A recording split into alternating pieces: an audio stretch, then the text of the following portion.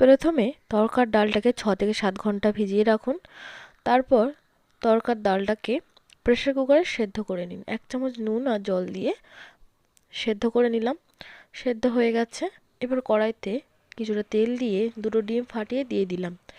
নুন দিয়ে ডিমটাকে ভালো করে ঝুড়ো করে ভেজে নিলাম। তারপর ওই একই কড়ায় আরও একটু সর্ষের তেল দিলাম। এই রান্নাটা কিন্তু সর্ষের তেলেই ভালো হয়। সর্ষের তেল দিয়ে ডুমো ডুমো করে আলু কেটে সেগুলোকেও ভেজে নিলাম। তারপর আরও একটু সর্ষের তেল দিয়ে তাতে গোটা জিরে, পেঁয়াজ, আদা, রসুন সব একসঙ্গে দিয়ে ভালো করে ভেজে নিয়ে টমেটো আমি গ্রেট করে রেখেছিলাম সেটা দিয়ে দিলাম। দিয়ে ভালো করে কষিয়ে সেই তার মধ্যে নুন, জিরের গুঁড়ো, ধনের গুঁড়ো, লঙ্কার গুঁড়ো, হলুদ গুঁড়ো সব কিছু দিয়ে ভালো করে কষিয়ে নিলাম। নিয়ে তারপর আলুটাও কষিয়ে নিলাম আর তড়কার ডালটাকে দিয়েও কষিয়ে নিলাম। নিয়ে গরম জল দিয়ে 5 মিনিট ঢাকা দিয়ে রাখলাম। তারপর ভাজা ডিমটা দিয়ে দিলাম। দিয়ে 2 চামচ চিনি দিলেই তৈরি হয়ে যাবে ডিম